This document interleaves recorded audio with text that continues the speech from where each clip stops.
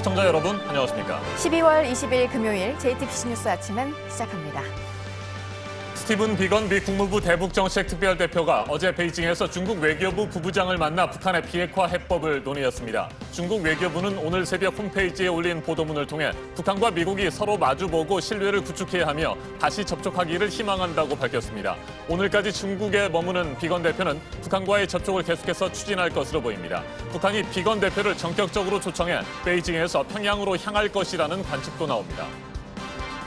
북미 간의 접촉이 아직은 이루어지지 않고 있는 상황에서 중국과 러시아가 대북 제재 완화 문제로 더 밀착하고 있는 가운데 러시아 푸틴 대통령이 한미일 군사동맹은 건설적이지 못하다고 비판했습니다. 중국과는 군사동맹을 맺을 계획이 없다고 밝혔습니다. 김기현 전 울산시장에 대한 청와대 하명 수사 의혹을 현재 수사하고 있는 검찰이 임동호 더불어민주당 전 최고위원을 어제 다시 조사했습니다. 임 전 최고위원은 송병기 현 울산시 경제부시장이 수첩에 기록한 내용을 처음으로 확인했다고 말했습니다. 문재인 대통령과 자신의 관계가 수첩에 많이 담겨 있었다고 덧붙였습니다. 선거법 개정을 두고 더불어민주당과 자유한국당을 뺀 야사당이 합의에 이르지 못하면서 민주당은 공수처법을 먼저 처리하자고 했지만 야사당은 이를 비판하며 국무총리 인준 문제를 언급했습니다. 정세균 후보자의 총리 임명이 늦어지면 이낙연 총리는 총선 지역구 출마가 어려워집니다. 국제노동기구 ILO의 회원국인 우리나라가 핵심 협약 8개 중 절반인 4개를 아직까지 비준하지 않은 것에 대해 전문가 패널의 평가를 받게 됐습니다. 한국과 유럽연합 FTA 체결 과정에서 비준 노력을 약속했지만 여전히 지지부진하자 유럽연합이 문제를 제기한 데 따른 겁니다. 우리나라가 국제적으로 노동 후진국이라는 낙인이 찍히는 것 아니냐, 이런 우려도 나옵니다. 트럼프 대통령이 미국 하원에서 탄핵되면서 내년 초 상원에서 최종 탄핵 여부가 결정됩니다. 상원에서 통과될 가능성이 크지 않아서 공화당은 속전속결로 종지부를 찍자고 하고 있고 민주당은 언제 상원으로 넘길지 명확한 입장을 밝히지 않고 있습니다. 북미 비핵화 협상의 미국 측 대표인 스티븐 비건 국무부 부장관이 어제 베이징에서 중국 외교부 부부장을 만났습니다. 북한의 비핵화 해법을 논의했습니다. 두 사람의 만남 이후 중국 외교부는 북한과 미국이 서로 마주보고 신뢰를 구축해야 한다며 다시 접촉하기를 희망한다고 밝혔습니다. 북한은 추가 도발을, 미국은 대북 제재 압박을 멈추라는 주문으로 해석됩니다. 네, 비건 대표는 오늘까지 중국에 머무는데요. 중국에서든 아니면 북한 평양으로 가서든 북측과의 접촉이 있을지가 여전히 가장 큰 관심사입니다. 이재승 기자입니다. 중국 외교부가 우리 시간으로 오늘 새벽 1시쯤 홈페이지에 올린 보도문입니다. 미국과 북한이 가능한 빨리 대화를 재개하고 적극적인 신뢰를 구축해 갈등을 효과적으로 해결하기를 희망한다고 밝혔습니다. 이 같은 입장은 어제 베이징에서 스티븐 비건 미국 대북 특별대표와 러자오우이 중국 외교부 부부장이 만나 북핵 문제를 논의한 뒤 나왔습니다. 대북 공조를 요청한 비건 대표에게 러 부부장은 대북 제재 완화의 필요성을 언급했을 것으로 관측됩니다. 또한 비건 대표가 북한과의 접촉을 위해 중국의 역할을 요청했을 수도 있습니다. 어제 베이징에 도착한 비건 대표는 북한 측과의 만남 가능성에 대한 질문에 말을 아꼈습니다. I'm not going to say anything, guys. So. 비건 대표가 베이징에서 최선희 북한 외무성 제1부상 등 북측 인사를 만날 가능성도 나왔지만 어제 정오쯤 도착한 평양발 고려항공 탑승자 중에 이들은 없었습니다. 그럼에도 비건 대표가 오늘까지 중국에 머무는 만큼 북미 베이징 접촉의 기회가 아직 남았다는 분석이 나옵니다. 아예 북한이 비건 대표를 전격적으로 초청해 베이징에서 평양으로 향할 것이란 관측도 있습니다. 보안 문제 때문에 북한과 미국 모두 중국에서 만나는 걸 꺼리고 있는 데다 비건 대표가 직접 평양을 방문하면 북한의 체면이 더 살 것이라는 이유 때문입니다. JTBC 이재승입니다. 블라디미르 푸틴 러시아 대통령이 한미일 3국의 군사동맹 시도는 비건설적이며 역효과를 부르게 될 것이라고 비판했습니다. 미국이 중거리 미사일의 아시아 배치를 추진 중인데 이를 통한 한미일 안보연합 강화에 강한 우려를 드러낸 것으로 풀이됩니다. 푸틴 대통령은 그러면서 러시아와 중국의 군사동맹은 없을 것이라고 밝혔습니다. 다만 중국의 미사일 조기 경보 체계 구축을 돕기로 했다고 덧붙였습니다. 박상욱 기자가 보도합니다. 블라디미르 푸틴 러시아 대통령이 중국과의 군사 동맹은 지금도 앞으로도 없을 거라고 밝혔습니다. 중국의 탄도미사일 조기경보체계 구축을 돕기로 했지만 군사 동맹은 아니라는 겁니다. Я думаю, что Китай сам в состоянии создать СПРН, систему о раннем предупреждении о ракетном нападении. Но с нашей помощью он сделает это быстрее. 조기 경보 체계는 순전히 방어적인 수단일 뿐이라며 이 체계의 도입은 결국 미국 때문이라는 점도 덧붙였습니다. США договариваются с Японией о размещении ракет средней дальности. Это же из ваших источников это все прозвучало, из американских. Ну как же мы можем это не учитывать? 그러면서 한미일 동맹 시도를 비판했습니다. США, Япония, Южная Корея, мы это видим. Считаем это контрпродуктивным. Ни к чему хорошему это не приведет. 지난 16일 러시아와 중국 두 나라가 유엔 안보리에 대북 제재 일부 해제를 요구하는 결의안 초안을 제출한 가운데 미국의 동아시아 군사 확장 가능성에 밀월 관계를 강화해 공동 대응에 나선다는 분석입니다. 한편 미국 내 트럼프 대통령 탄핵 움직임에 대해선 자신이 보기에 완전히 지어낸 이유로 탄핵하려 한다며 상원의 공화당 의원들이 자기 당 대표를 몰아내려 하진 않을 것이라고 트럼프의 손을 들어줬습니다. JTBC 박상욱입니다. 우리 정보 당국은 올해 안에 어떤 식으로든 북한과 미국의 비핵화 실무 협상이 재개될 것으로 판단하고 있습니다. 실제로 실무 협상이 진행되면 그동안 북한이 주장해온 연말 협상 시한은 의미가 없어지고 북미 대화 모드가 내년 초까지 조금 더 이어질 것이라는 관측입니다. 김소영 기자입니다. 북한과 미국이 올해 안에 실무 협상을 열어 북한이 주장해온 연말 협상 시한을 무력화할 가능성이 현재로선 가장 크다. 안보라인 관계자가 전한 우리 정보당국의 판단입니다. 그동안 전문가들 사이에선 북한이 크리스마스 도발을 하면 미국이 또 제재의 수위를 높이고 이러는 사이 연말 시한이 지나갈 거란 관측이 많았습니다. 하지만 정보당국은 연내 실무 협상이 열리면서 북미 대화가 계속 이어질 걸로 보고 있다는 겁니다. 정보당국이 이렇게 보는 이유는 크게 두 가지입니다. 우선 스티븐 비건 대표가 급히 한국을 찾아 공개적으로 대화를 제안하면서 북한이 ICBM 발사 같은 강도 높은 도발을 할 명분이 약해졌다는 겁니다. 때마침 중국과 러시아가 유엔 안전보장이사회에 대북 제재 완화 결의안을 낸 것도 호재로 보고 있습니다. 국제사회에서 우군이 있다는 걸 보여줌으로써 북한이 대화 트랙에서 탈선하는 걸 막는 완충 장치가 될 수 있다고 판단하는 겁니다. 정보당국이 특히 비건 대표가 머무는 중국에 집중할 수밖에 없는 이유입니다. 다만 정보당국자는 아직까진 북한이 어떤 반응도 하지 않고 있다며 그래도 미국의 대화 제의는 비건 대표가 미국으로 돌아간 뒤에도 유효한 만큼 상황을 더 봐야 한다고 말했습니다. JTBC 김소현입니다. 김기현 전 울산시장에 대한 청와대 하명 수사 의혹을 현재 수사하고 있는 검찰이 임동호 더불어민주당 전 최고위원을 어제 다시 조사했습니다. 임 전 최고위원은 송병기 현 울산시 경제부시장이 수첩에 기록한 내용을 처음으로 확인했다고 말했습니다. 문재인 대통령과 자신의 관계가 수첩에 많이 담겨 있었다고 덧붙였습니다. 김태형 기자입니다. 임동호 더불어민주당 전 최고위원이 어제 두 번째 검찰 조사를 받았습니다. 김기현 전 울산시장 하명 수사 의혹을 수사 중인 서울중앙지검 수사팀이 울산지검에 직접 내려가 임 전 의원을 조사했습니다. 임 전 의원은 조사를 받고 나오면서 송병기 울산부시장의 업무 수첩을 검찰 조사에서 처음으로 확인했다고 밝혔습니다. 수첩에는 문재인 대통령과 자신의 관계가 많이 담겨 있었다고 덧붙였습니다.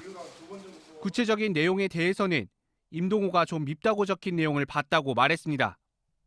그러면서 확인할 수 없는 사실이고 당시 선거 전략용으로 썼던 것으로 추측한다고 답했습니다.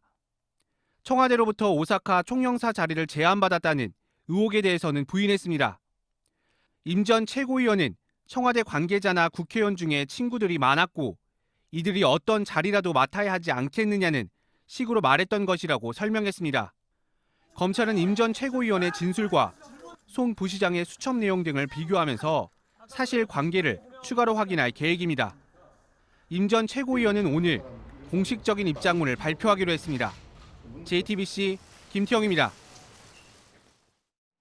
공직선거법 개정안을 놓고 더불어민주당과 정의당을 비롯한 이른바 4+1 협의체가 크게 흔들리고 있습니다. 민주당은 공수처법을 먼저 처리하자고 했지만 야당들은 민주당이 소인배 정치를 하고 있다며 맞섰습니다. 정세균 총리 후보자의 국회 인준 문제까지 언급했습니다. 서북현 기자입니다.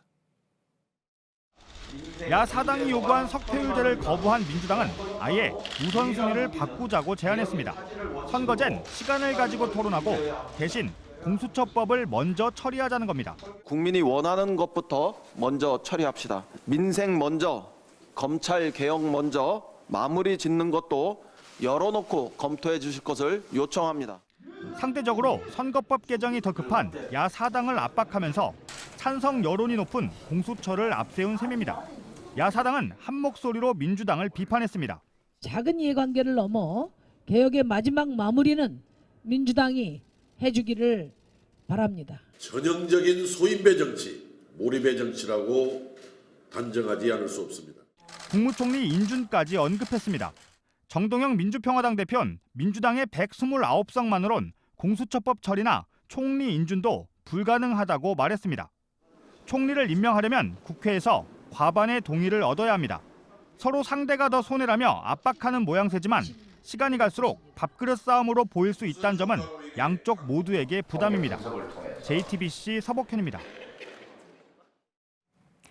국제노동기구 ILO의 핵심 협약 가운데 절반인 4개를 아직 비준하지 않은 우리나라에 대해서 유럽연합이 이 문제를 조사할 전문가 패널 소집을 요청했었는데요. 3명의 전문가가 이번에 선정이 됐습니다. 앞으로 석 달 동안 활동을 할 텐데 우리나라가 한 EU FTA를 위반했다는 결론을 내린다면 무역 제재는 받지 않아도 처음으로 FTA 노동 조항을 위반한 나라가 됩니다. 박상욱 기자입니다. 국제노동기구 ILO의 핵심 협약을 비준하기 위해 노력하고 있는지 따질 전문가 패널이 구성됐습니다. 우리나라가 ILO에 가입한 건 지난 1991년입니다. 하지만 ILO의 핵심 협약 8개 가운데 결사의 자유와 관련한 조항 등 4개 조항은 아직도 국회 비준을 거치지 못했습니다. 이에 EU는 우리나라가 EU와의 FTA에도 규정된 핵심 협약 비준 노력 의무를 제대로 이행하지 않고 있다며 지난해 12월 이의를 제기했습니다. 정부는 지난 5월 국회에 노동관계법 개정안을 제출했지만 시기상조라는 자유한국당 등 야당의 반대에 가로막힌 상태입니다. 결국 전문가 패널 소집에 이르게 됐습니다. 우리 측 패널로는 국제법 전문가인 이재민 서울대 법학전문대학원 교수가, EU 측에선 로랑 부아송 드샤준의 스위스 제네바대 교수가 각각 선정됐습니다. 의장은 제3국인 미국의 토머스 피넌스키 변호사입니다. 국내 노사단체 등은 내년 1월 10일까지 패널에 의견을 낼 수 있고 전문가 패널은 구성 90일 안에 권고사항이 담긴 보고서를 채택해야 합니다. 정부와 국회의 적극적인 대응 노력이 없으면 자칫 우리나라가 세계 최초로 FTA 노동 관련 조항을 위반한 나라가 될 수 있다는 우려가 나옵니다. JTBC 박상욱입니다. 마약 사범들이 수사기관에 제보를 해서 수사에 기여를 하면 재판에서 감형을 받을 수가 있는데요. 이를 악용해서 재판 중인 마약 사범에게서 제보를 받은 것처럼 수사 기록을 거짓으로 꾸민 경찰관들이 검찰의 무더기로 적발이 됐습니다. 김태형 기자입니다. 마약 사범의 감형을 돕기 위해 수사 기록을 가짜로 꾸민 경찰관들이 검찰에 적발됐습니다. 검찰은 허위 공문서 작성 혐의로 A경위 등 6명을 재판에 넘겼습니다. 다만 범행이 상대적으로 가벼운 8명은 기소 유예했다고 밝혔습니다. A경위는 재판을 받고 있는 마약 사범 3명이 필로폰 취급 사건을 직접 제보한 것처럼 수사 공적서를 꾸며 법원에 제출한 혐의를 받고 있습니다. 마약 사범이 수사에 도움을 준 경우 재판에서 감형을 받을 수 있도록 한 양형 기준을 악용한 것입니다. 실제 재판부는 이 허위 수사 공적서를 참작해 1심에서 징역 2년을 선고받은 마약 사범에게 징역 1년 6개월로 감형 판결을 내렸습니다. 이번에 적발된 경찰관들은 마약 사범의 정보를 많이 알고 있는 브로커들에게 수사 협조를 받기 위해 범행을 저지른 것으로 알려졌습니다. 검찰은 마약 사범에게 접근해 경찰의 수사 공적서를 거짓으로 만들어주고 돈을 받은 혐의로 변호사 최모 씨 등 9명도 기소했습니다. JTBC 김태형입니다. 트럼프 대통령에 대한 탄핵안은 예상대로 미국 하원을 통과했고 이제 상원에서 최종 결정이 나오게 되는데 계속 전해드린 대로 상원은 공화당이 다수여서 여기를 넘을 가능성은 크지가 않습니다. 그래서 공화당은 어떻게든 빨리 이 탄핵 정국을 끝내고 싶어하고 있고 민주당은 상원으로 넘길지 입장을 명확하게 밝히지 않으면서 압박 카드로 쓰고 있는 모습입니다. 워싱턴 임종주 특파원입니다. 트럼프 대통령 탄핵안이 하원을 통과한 다음 날 여야가 다시 맞붙었습니다. 탄핵안을 언제 상원으로 넘길지를 놓고섭니다. 탄핵을 주도한 민주당 측은 확답을 피했습니다. I was not prepared to put the managers in that bill yet because we don't know the arena that we are in. Frankly, I don't care what the Republicans say. 속전속결로 탄핵 정국의 종지부를 찍겠다는 공화당은 발끈했습니다. It is clear what this moment requires. It requires the Senate to fulfill our founding purpose. 상원은 트럼프 대통령의 공화당이 과반을 차지하고 있습니다. 또 탄핵안은 가결 정족수가 3분의 2여서 상원 문턱을 넘을 가능성은 희박합니다. 불명예를 안게 된 트럼프 대통령은 특정 의원을 언급하면서 분풀이를 하다가 막말 논란에 휩싸였습니다. 한 야당 의원의 남편이 세상을 떠났을 때 극진히 예우했는데 돌아온 건 탄핵표였다는 것입니다. So she calls me up like 8 months ago. He's looking down. He'd be so. Thank you so much, sir. Maybe he's looking up. I don't know. 하늘이 아닌 지옥에서 올려다보고 있을 수 있다는 뜻을 담은 막말성 언급입니다. 공화당 내에서도 비판이 나오는 등 논란을 빚고 있습니다. 앞서 트럼프 대통령 탄핵 소추안은 권력 남용과 의회 방해 혐의 2개 모두 30여 표 차이로 하원을 통과했습니다. 현직 미국 대통령이 이곳 의사당에서 진행된 하원 표결에서 탄핵을 받은 건 이번이 역대 3번째입니다. 워싱턴에서 JTBC 임종주입니다. 네, 연말 안에 북미 간의 대화가 어떻게든 재개가 되길 지금 관련국들이 노력을 하고 있고 오늘 특히 오늘까지 중국에 있는 비건 미국 대북특별대표가 북한 인사들을 만나게 될지 주목되고 있는 상황인데요. 트럼프 대통령이 화염과 분노식의 위협을 해서는 안 된다는 미 민주당 상원 지도부의 목소리가 나왔습니다. 보도국 연결해서 알아보도록 하겠습니다. 안태훈 기자, 트럼프 대통령에게 이제 공개 서한을 보낸 건데 북한에 대해서 좀 큰 그림을 그리라는 거죠? 네, 그렇습니다. 그러니까 지속 가능하고 실행 가능한 해법을 내놓으라 하는 얘기입니다. 민주당 상원의 척 슈머 원내대표 등 지도부는 북한 영변 핵시설 폐기를 위한 단계적 과정을 언급하기도 했습니다. 그동안 미국 정치권에선 대체로 완전한 비핵화가 우선돼야 한다는 분위기였기 때문에 눈에 띄는 대목이라고 할 수가 있습니다. 특히 여당인 공화당이 아니라 야당에서 단계적 해법을 제시하면서 북미 협상의 불씨를 되살리는 계기가 될 것이란 관측도 나오고 있습니다. 민주당 상원 지도부는 또 남북 간 깊이 있는 대화가 외교적 해법에 포함돼야 한다는 내용도 언급했습니다. 그런 내용도 서한에 포함을 했고요. 그러면서 트럼프 대통령을 향해서 화염과 분노식의 위협적이고 강경한 방법은 안 된다며 외교를 통한 문제 해결을 촉구했습니다. 네, 그리고 트럼프 대통령 이 상원 통과 가능성은 낮더라도 어쨌든 하원에서 탄핵안이 통과된 오점을 남기게 됐는데 지금 분을 사귀지 못하고 있습니다. 표결이 진행되는 동안만 무려 50건에 가까운 SNS 글을 올렸고요. 공화당에서 이걸 좀 자제하는 게 좋겠다 이런 의견들이 나오고 있죠? 네, 말씀하신 대로 공화당은 여당입니다. 그리고 공화당이 상원을 장악하고 있습니다. 탄핵안을 부결시키겠다라는 분위기가 현재이긴 합니다만 그러나 트럼프 대통령의 잦은 트윗이 부정적인 영향을 미칠 수 있다는 우려가 공화당 내에서 제기되고 있는 것입니다. 상원 심리 기간만이라도 트위터 휴지기를 갖는 게 좋겠다라는 얘기입니다. 현재 언론에 따르면 트럼프 대통령의 측근으로 통하는 린지 그레이엄 의원은 트럼프 대통령은 낮은 자세를 유지하는 게 좋을 것 같다라고 말했습니다.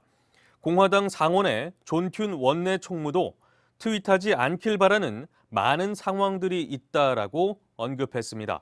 또 다른 의원들도 대통령은 어떤 발언도 하지 않는 게 최상이라거나 트윗을 하기보다는 많이 웃어야 한다라고 했습니다.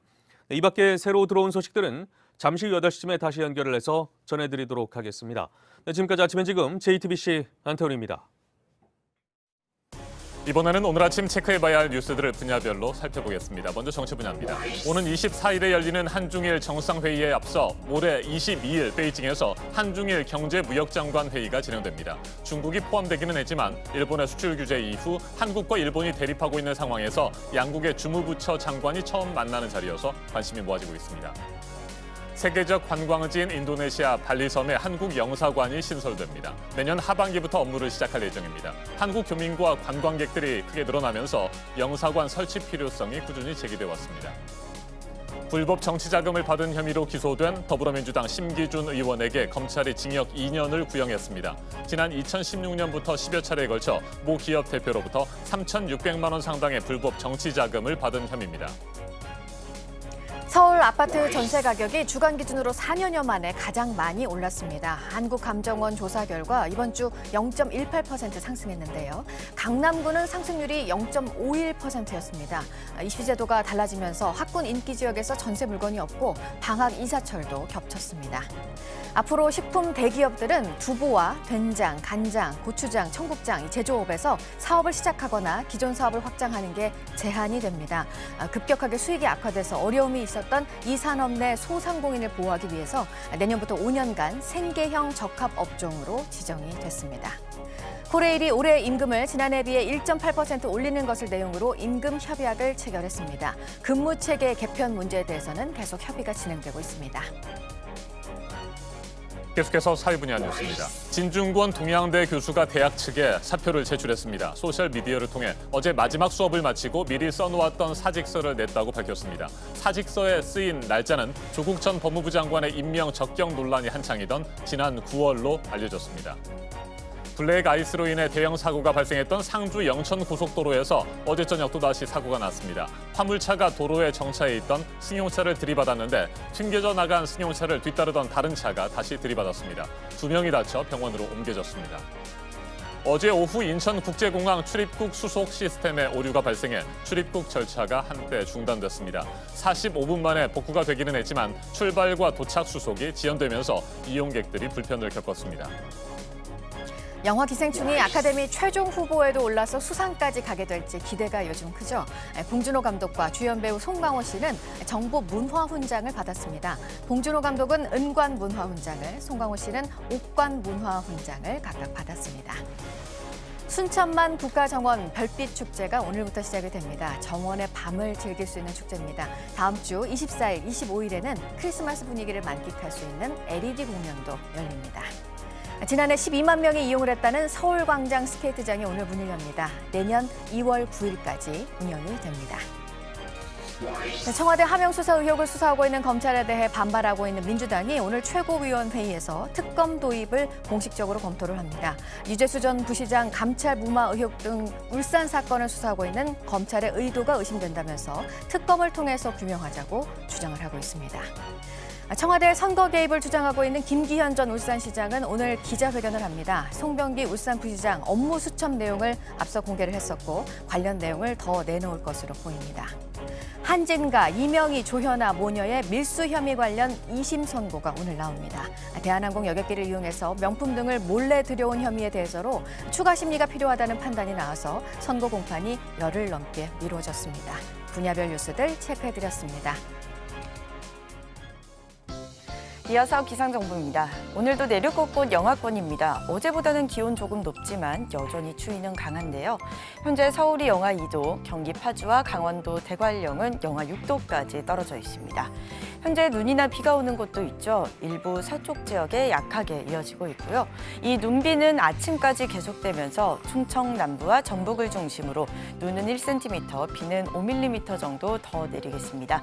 양은 많지 않지만 도로가 올 수 있어서 교통안전에 유의하셔야겠습니다. 오늘 한낮에도 쌀쌀하겠습니다. 서울이 2도, 광주와 대구가 7도에 그치겠고요. 북한은 평양이 영하 1도, 중강이 영하 7도로 한낮에도 영하의 기온 보이는 곳이 있겠습니다. 내일까지 오늘과 비슷한 추위 예상되고요. 이후에는 기온이 조금 오르겠습니다. 기상정보였습니다.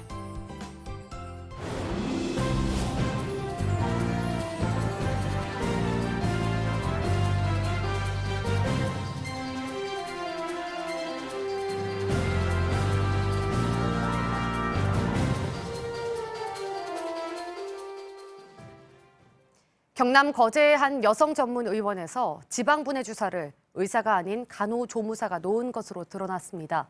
이 주사를 맞은 여성 20여 명은 피부가 썩고 고름이 나오고 있습니다. 몸에서 곰팡이균이 나오기도 했습니다. 배승주 기자입니다. 경남 거제의 한 여성 의원에서 지방분해 주사를 맞은 30대 여성입니다. 주사를 맞은 자리에서 진물이 납니다. 일부 피부는 검게 변했습니다.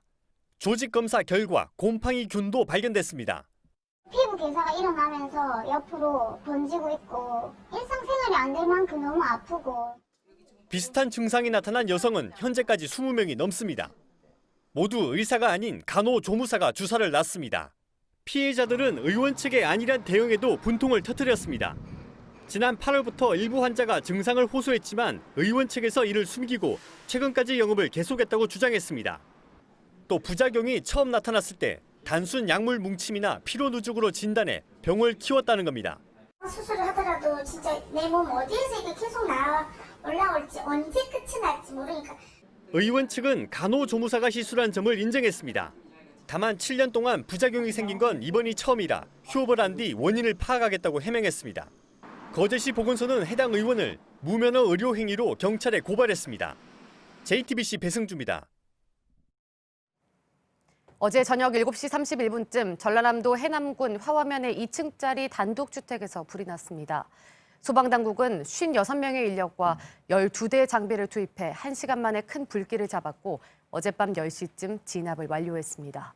경찰과 소방당국은 땔감나무를 연료로 쓰는 화목 보일러를 잘못 사용해 불이 시작된 걸로 보고 정확한 화재 원인을 조사하고 있습니다. 지속적인 고통을 주는 방식으로 개를 전기 도살했다면 유죄로 봐야 한다는 법원의 판단이 나왔습니다. 서울고등법원은 동물보호법 위반 혐의로 기소된 개 사육업자 이모 씨의 파기환송심 선고 공판에서 원시민 무죄를 파기하고 벌금 100만 원에 선고유예 2년을 선고했습니다. 이 씨는 2011년부터 2016년까지 자신의 개 도축시설에서 전기가 흐르는 쇠꼬챙이를 개 주둥이에 대서 감전시키는 방법으로 도살한 혐의로 기소됐습니다. 재판부는 도살 방법이 잔인한 방법에 해당하는지 여부는 동물의 특성과 도살 방법에 따른 고통의 정도, 지속 시간, 시대와 사회의 인식 등을 종합적으로 고려해야 한다고 설명했습니다. 음주운전을 하던 현역 군인이 경찰 단속을 피해 달아나다 추격하던 경찰차를 들이받았습니다. 경찰에 따르면 육군 일병 A씨는 렌트 차량을 운전하다 어제 창원시 마산회원구 봉암동 도로에서 경찰이 음주운전 단속하는 것을 보고는 300여 미터를 후진해 달아났습니다. 이 과정에서 A씨는 추격하던 경찰차를 한 차례 들이받았습니다. A씨의 혈중 알코올 농도는 면허 취소 수준으로 나타났고 경찰은 A씨를 헌병대로 인계할 방침입니다. 정치 사회적으로 논란이 뜨거운 이슈에 대해 다양한 목소리를 들어보는 맞짱 토론 시간입니다. 오늘은 공직선거법 개정안을 둘러싼 여야의 대치로 멈춰선 국회 상황, 그리고 선거 개입 논란으로 번지고 있는 김기현 전 울산시장에 대한 청와대 하명 수사 의혹 집중적으로 짚어보겠습니다. 먼저 출연자들을 소개해드립니다. 제 오른쪽입니다. 우원식 더불어민주당 의원 나오셨습니다. 네, 안녕하세요. 네, 안녕하십니까? 네. 그리고 제 왼쪽입니다. 주호영 자유한국당 의원입니다. 예, 안녕하십니까? 네, 어서 오십시오. 선거법 개정안을 둘러싼 각 정당의 셈법이 매우 복잡합니다. 더불어민주당이 바른미래당과 정의당, 민주평화당, 대한신당이 함께 요구하고 있는 석패율제 도입을 반대하면서 합의안 마련은 난항을 거듭하고 있습니다. 한편 자유한국당은 연동형 비례대표제 통과에 대비해 비례한국당 창당 가능성을 공식적으로 언급했습니다. 토론 시작하겠습니다. 먼저 석패율제에 대해서 얘기를 해보도록 하죠. 지역구 국회의원 선거에 출마했다가 아깝게 낙선한 후보자를 비례대표로 다시 선출하는 것이 석패율제 아니겠습니까? 그동안 4+1 협의체에서 이 석패율제에 대해서 논의가 진행이 됐는데 민주당은 다른 정당들과 달리 반대를 했어요. 네. 의원님 의견은 어떻습니까? 네, 저희들은 좀 부정적인 의견입니다. 네. 석패율제는 지금 말씀하신 대로 일종의 표를 많이 받긴 했지만 아깝게 떨어진 분들의 패저부활이거든요. 그건 이제 한 2011년에 우리가 석패율제를 검토한 적이 있습니다. 근데 그때 검토는 뭐냐면 양당제일 때 이 지역 패권이 아주 강하잖아요. 우리 영호남 쪽에. 그래서 지역 구도를 완화시키기 위해서 뭐 민주당은 영남에서 그리고 자유한국당은 호남에서 이렇게 석패율제를 도입하면 지역구들을 좀 완화시키겠다 이런 생각 갖고 했는데 지금은 이제 사정이 많이 다르죠. 정당이 지금은 뭐 최소한 6개, 7개 뭐 이런 정도가 되는 거고 그래서 이 석패율로 될 분들은 그분의 지명도가 굉장히 높은 경우에 가능하지 않겠어요? 그러니까 아깝게 떨어진 분이니까. 그래서 그렇게 된다면 이게 중진들이 다시 살아올 수 있는 그런 기회로 사용되어지는 거 아니냐. 중진 부활론 이렇게 되는 거 아닌가 하는 그건 오히려 이제 정치가 새로운 사람들이 나서고 청년이나 신인들이 나설 수 있는 길을 열어줘야 된다라고 하는 점에서 보면 오히려 개혁이 될 수 있다 이런 점이 하나 있고요. 또 하나는 정당이 여러 개이기 때문에 그렇게 하면 석패율로 올라오는 사람들이 굉장히 많아지는 겁니다. 원래 비례는 지금 말씀드린 대로 사회적 약자들이 진출할 수 있는 또 그리고 청년이나 뭐 이런 여성이나 이런 쪽에 진출할 수 있는 기회로 사용되어지는데 중진들이 많이 올라오면 오히려 그 비례의 취지가 훼손될 수 있다는 거죠. 그래서 석패율을 하려면 비례가 지역구에 비해서 그렇게 많이 적지 않은 경우, 그러니까 비례가 충분히 있는 경우, 일본 같은 경우에 그걸 제도를 쓰는데 거기는 지역구가 한 200여 개 되고 또 비례가 한 170개 이런 정도 되기 때문에 비례가 굉장히 많죠. 그래서 석패율제를 일부 써도 나머지 비례 취지가 충분히 살 수 있기 때문에 가능한데 우리는 50개 가지고 그렇게 하려면 그 석패율로 올라오는 분이 6개, 7개 정당 되면 한 14개, 뭐 많으면 20개 이렇게 정도가 되기 때문에 이거는 취지에 어긋난다. 그래서 그런 점에서 보면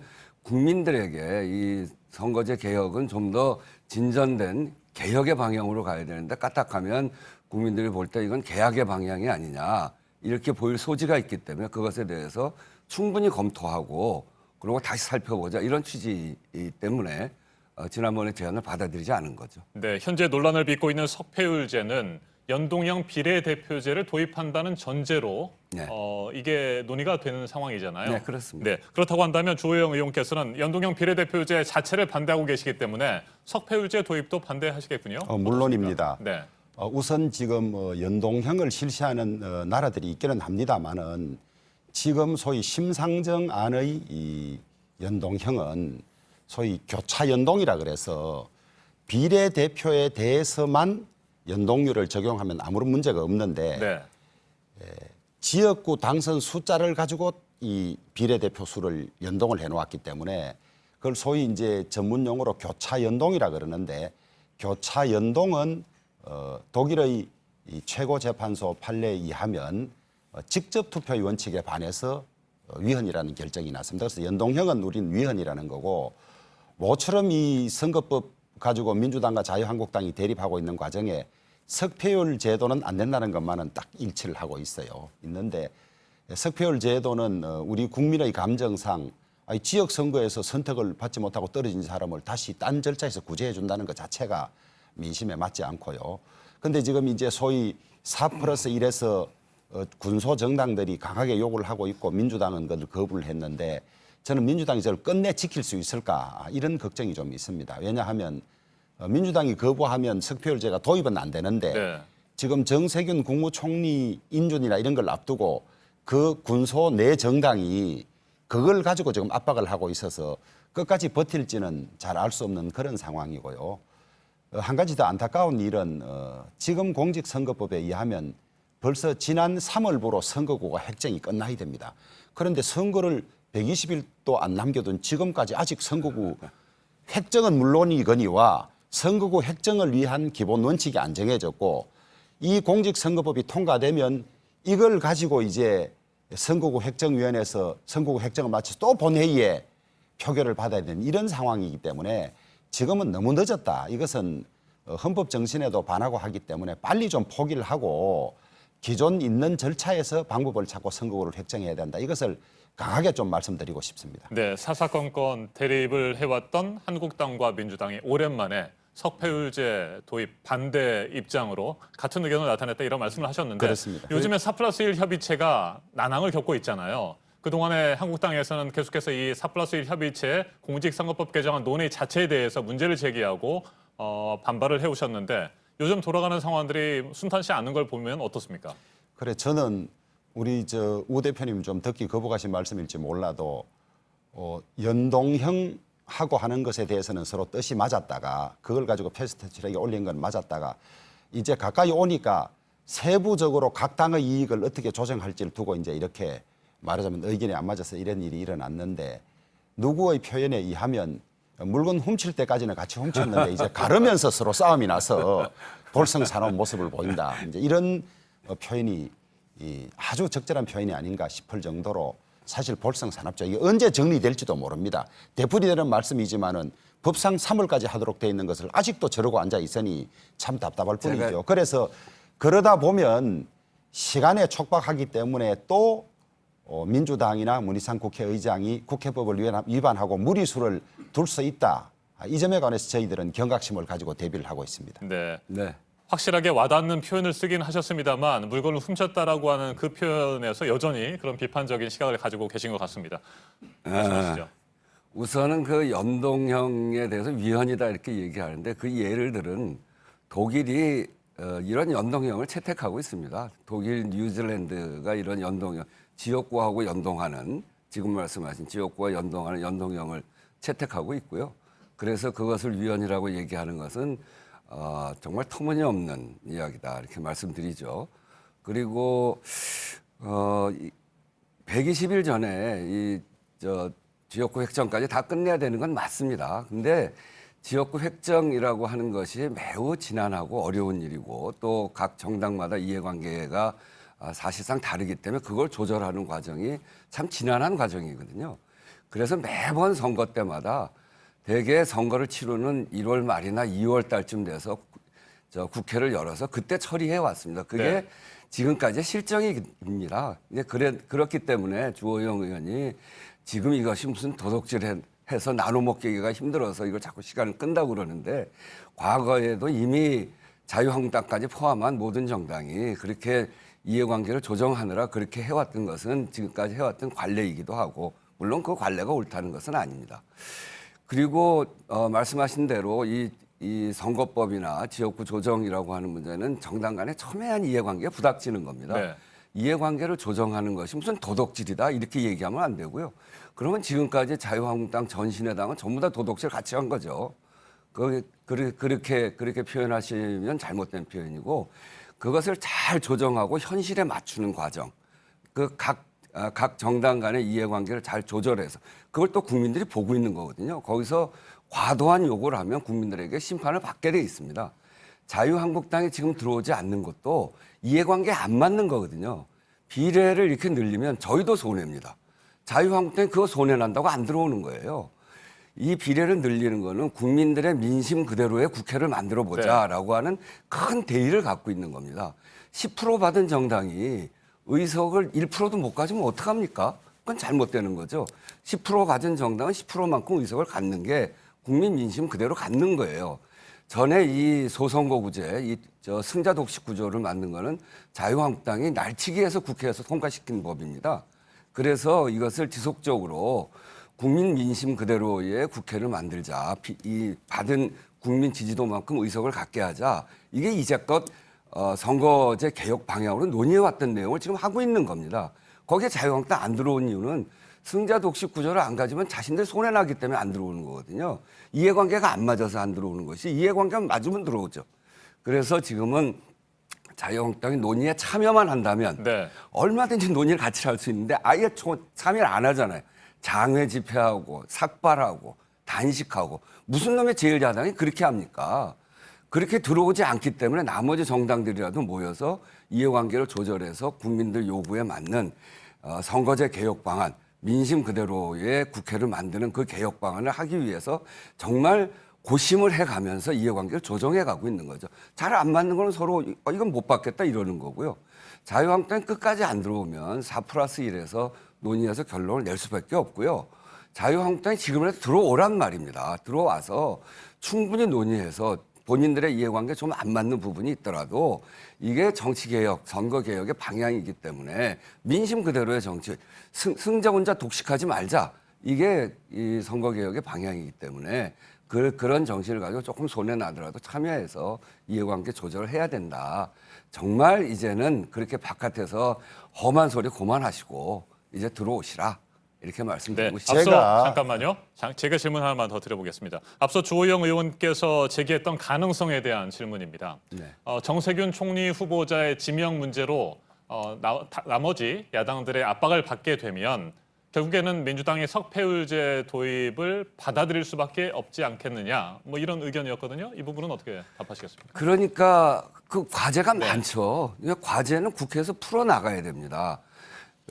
그런 순서대로 풀어나가는 과제를 자유한국당 같이 하세요. 일단 저희들이 급한 게 예산 부수법만 통과시켜야 되거든요. 예산을 통과시켰는데 자유한국당이 지난번에 계속 수정안을 갖고 나와서 토론하는 바람에 시간이 부족해서 못했어요. 예산 부수법만 통과시킵시다. 그거 안 하면 내년 1월 1일부터 그 예산 집행이 어렵거든요. 그거 통과시켜야죠. 지난번에 괜히 서로 다 그 만장일치로 통과시켜서 올라온 그 많은 민생 법안, 그거 다 필리버스터로 묶어놨잖아요. 그거 왜 필리버스터 묶습니까? 우리가 이 패스트트랙 법을 같이 붙이지 않고 이것만 따로 하자 했는데도 필리버스터를 안 풀어준다. 그거 풉시다. 그렇게 하면 차츰차츰 부담이 줄어들잖아요. 그렇게 해서 순차적으로 하나씩 풀어나가는 것이고 이해관계는 국민들 요구에 맞춰서 국민들이 용납하는 수준에서 서로 이해관계를 조정하는 것이고요. 그것 때문에 이건 이렇게 될 것이다. 그렇게 볼 필요가 하나도 없습니다. 저는 자유한국당이 국회의원으로서 또 제도권 정당으로서 제1야당으로서 본인의 책임을 다하면 된다. 그러면 자연스럽게 문제를 풀어갈 수 있다. 이렇게 생각합니다. 네, 지금이라도 협상을 하자는 게 우원식 의원님의 생각인데 조영 의원님. 제가 테이블에 나서겠습니까? 참고 듣느라고 참 힘이 들었습니다. 뭘 참아요? 그냥 얘기하세요. 첫째, 제가 도둑질이라고 표현한 이유는 이게 패스트 트랙의 대상이 안 되는 것을 국회법을 위반해 가면서 했기 때문에 제가 그런 표현을 썼다는 말씀을 드리고요. 민주당이나 국정을 책임지는 청와대는 공부를 제발 좀 했으면 좋겠어요. 독일 최고재판소 판례를 한 번이라도 좀 정독을 해보면 비례를 순수하게 비례 득표를 가지고 가르는 것은 괜찮지만은 비례를 의석을 가르는데 지역구에서 많이 얻으면 비례를 적게 가르는 것은 그것이 위헌이라는 겁니다. 예를 들면 지난번 선거에서 자유한국당이 700몇만 표를 얻었는데 비례 거기에는 2석밖에 배당이 되지 않고 정의당은 130몇만 표를 얻었는데 11석이나 배당되는 이게 이제 위헌이라는 거 하나 하고 그다음에 또 참으로 한심스러운 것은 이 지금 4+1이라는 표현을 하지만은 사실은 그 4가 호남 중심의 군소 정당들입니다. 이대로 하면 호남 의석이 줄어들기 때문에 그 호남 의석을 안 줄어들게 하려고 어떤 꼼수를 내느냐. 지금은 가장 최근의 인구를 가지고 선거구를 획정하도록 돼 있는데 지난 3년간 인구를 평균하자고 하고 있습니다. 이것도 위헌이라는 거거든요. 오늘 언론에도 여러 번 보도됐지만은 그러니까 무리하게 이 선거법을 내놓고 후퇴도 못하고 이제 나가려고 하니까 온갖 위법이 있는데 이것을 이제 과감하게 위법을 그냥 나가는 이런 상황을 만들고 있어요. 그래서 이게 지금 이런 것을 걱정해서 그런지 몰라도 헌법재판소에도 전부 자기 편들을 다 넣어놓고 이런 상황이어서 이게 지금 민주헌정의 기본, 민주선거의 기본이 흔들린다는 말씀을 드리고요.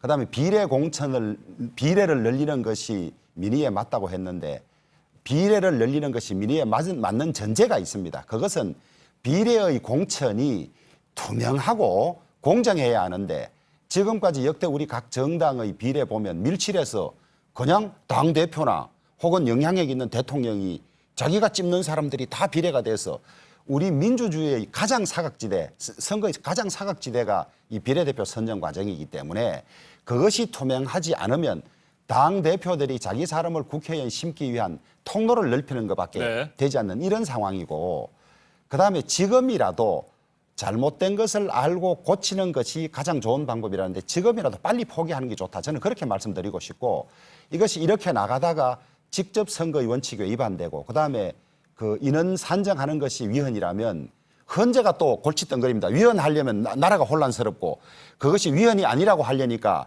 법 해석을 왜곡해야 되고 이런 일을 우리가 만들지 말자 이런 말씀을 드립니다. 네, 그럼에도 불구하고 자유한국당의 희망과 반대로 4+1 협의체가 공직선거법 개정안 단일안을 만들어낼 수도 있잖아요. 아, 그럼요. 그렇게 되면 한국당에서는 비례한국당이라고 하는 위성정당을 만들겠다. 뭐 이런 뜻도 어제 그제 뭐 최근에 나오고 있습니다. 예. 이 부분 실제로 가능하다고 보십니까? 저는 가능하다고 보고 있습니다. 네. 이걸 이제 위성정당이라고 이름을 붙여서는 안 되는 것이고요.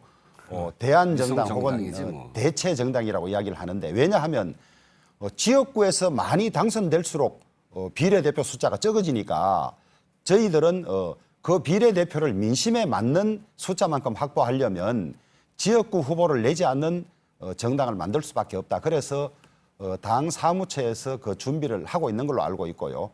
이런 식의 제도를 도입했던 나라가 알바니아인데 알바니아는 이런 제도로 한 번 하고는 바로 선거법을 바꾸었습니다. 그건 왜 그러냐 하면 이런 식으로 연동형 비례제를 하니까 한두 석이라도 얻기 위한 정당들이 우후 죽순처럼 생겨나서 지금도 우리나라에 지금 창당준비위원회를 준비하고 있는 당이 뭐 30개가 넘는 정도로 이건 뭐 정당이 50개가 넘고 한두 명의 의원을 만들어내는 정당이 여러 곳이 나오기 때문에 한국의 국회가 완전히 이것은 뭐 혼란의 도가니가 되는 국경마저 떨어지는 그런 상황을 만들 수 있는 그것도 우려스럽지만은 우선 민심에 맞는 의석만큼은 우리가 얻기 위해서 대한정당을 만들 수밖에 없다. 그런 말씀을 드립니다. 네, 만약에 말이죠. 비례한국당이 만들어진다면 물론 뭐 그 가능성은 아주 낮다고 보여지는데 민주당도 비례민주당을 만들 생각은 없습니까? 그럴 생각 없습니다. 네.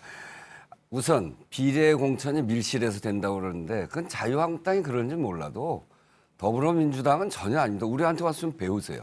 우리는 순번을 딱 정해서 순번에 어떤 장애인 뭐 몇 번, 뭐 여성, 그러니까 여성 홀수로 다 하는 거니까 그리고 농민 몇 번 이렇게 딱 정해놓고 거기에 다 입후보하게 하고 우리 중앙위원 전체가 투표를 합니다. 그래서 우리 당에는 비례로 들어온 사람들이 그 당론에 대해서 가장 의견을 많이 내는 분들이 비례예요. 이렇게 아주 잘 뽑히고 있는데 비례를 뭐 밀실에서 한다. 대통령 뜻대로 한다. 그건 모욕입니다. 아니, 그건 최근에 그래 된 것이지 뭐 예전에는 다 그래 했지 않습니까? 그런 제도를 우리는 잘 만들어가고 있는데 자유한국당이 잘 만들지 못하면서 그걸 일반화시키는 건 아주 잘못된 일이죠. 위성정당, 전 자유한국당 한번 만들어 보십시오. 이거 얼마나 국민을 무시하는 겁니까? 회사도 페이퍼 회사 이런 거 그런 거 만들면 안 된다고 국민들의 지탄을 받는데 페이퍼 정당을 만들겠다는 거 아니에요? 비례만 받기 위해서. 그리고 지역구는 우리 찍어주고 비례는 저쪽 찍어줘라 이렇게 얘기하는 건데 네. 완전히 국민을 무시하는 거죠. 저는 제 얘기 들으세요. 그렇게 할 것 같으면 이렇게 찌질하게 하는 정당에 대해서 어느 국민이 좋아하겠습니까? 저는 비례해서 그러면 뭐 한두 석 더 가져갈진 몰라도 지역구는 폭망할 거다. 저기 영남에서 어느 지역에서는 또 모르겠습니다만 전체로 보면 그런 정당, 페이퍼 정당 만들어서 비례 의석을 늘리려고 하는 꼼수, 무법천지당 여기에 대해서 누가 지지하겠습니까? 그래서 저는 지역구에서 폭망할 거라고 보기 때문에 제발 위성정당 만들시라. 국민들이 얼마나 무서운지 그 선거를 통해서 한번 보고 그거는 분명히 자해정당이 될 것이다 이렇게 생각합니다. 민주당이 다급하기는 다급해요. 이 제도가 가장 좋은 것인 것처럼 패스트 트랙에 태워서 선전을 하다가 저희들이 대한정당을 만든다고 하니까 급하니까 이제 저런 식의 대응을 하는 것인데 민주당이나 정의당은 대한정당을 만들 수가 없어요. 왜냐하면 이 제도가 가장 좋은 제도라고 말해왔던 사람들이 만들 수 없기 때문에 저희들이 이 선거법이 통과되면 어떤 상황이 생기는지는 그렇게 험담을 하지 마시고 잘 지켜보시기 바랍니다. 왜냐하면 민심을 정확히 반영할 수 있는 정치 제도를 선거 제도를 원하는 것이기 때문에 한번 지켜봅시다. 아니 그러니까 국민이 자유한국당 지지하는 국민들을 자유한국당 소유라고 보기 때문에 저러는 거거든요. 자유한국당 지지하는 국민들도 아주 다 개인적으로 자기 의식을 다 갖고 있는 분들이에요. 그런데 내가 지지하는 자유한국당이 페이퍼 정당을 만들어서 꼼수를 쓰기 시작한다. 정말 찌질하구나 이렇게 보기 시작하면 다른 지역에 그 우리 당하고 경쟁하는 게 대개 5%, 3%에서 왔다 갔다 하는데 이탈하죠. 그래갖고 오늘 지역구에서 혼자서 너무 말씀을 많이 하셔서 저도 조금 이야기하겠습니다. 잠깐만요. 제가 보니까 더 많이 하셨는데 자유한국당이 아니라 하더라도 딴 정당들이 무수히 만들 겁니다. 이 상황을 만든 책임은 전적으로 이걸 나온 정당이 있는 거지. 저 말이 안 되시는 게 지난번에도 선거 때면 많은 정당이 만들어서 선거를 치릅니다. 그러고 3% 이상 받으려고 노력하죠. 3% 이상 받아야 비례가 가거든요. 3% 받기가 굉장히 어렵습니다. 3%를 받아야 비례 한석이 시작되는 거기 때문에 그런 그 상한선이 있어서 그게 마음대로 되는 게 아니죠. 저는 다시 한번 얘기합니다만 제발 위성정당 만들어 보십시오. 그러면 저희 당은 아마도 지역구에 나가는 의원들이 전부 다 속으로 쾌재를 부를 겁니다. 어떻게 되나 한번 지켜보십시오. 네, 제가 정리를 좀 하도록 하겠습니다. 오늘 두 분께서 석패율제 도입 반대에 대해서 의견을 같이 하셨고 토론 중간중간에 웃기도 하시면서 분위기는 많이 부드러워졌습니다. 저도 훨씬 토론을 진행하는 것이 즐겁기도 한데 그러면서도 조금 어이없어서 웃은 거예요. 그러셨습니까? 네, 저도 어이가 없었어요. 즐거워서 웃은 게 아니고. 그러면서도 뼈 있는 그런 얘기들을 많이 하셨습니다. 이제 뭐 토론을 서서히 마무리할 시간인데 제가 앞서 예고했던 그 토론 주제 하나만 드리도록 하겠습니다. 짧게 정리하도록 하죠. 김기현 전 울산시장에 대한 청와대 하명 수사 의혹입니다. 일단 말이죠. 민주당 울산 사건 이렇게 이름을 붙이고 특검 도입도 검토하겠다. 뭐 이런 방침들이 나온 것 같습니다. 실제로 특검이 필요하다고 보십니까? 저는 이 소위 하명 수사 사건이라고 하는 거는 두 가지 사건이 더 붙어 있습니다.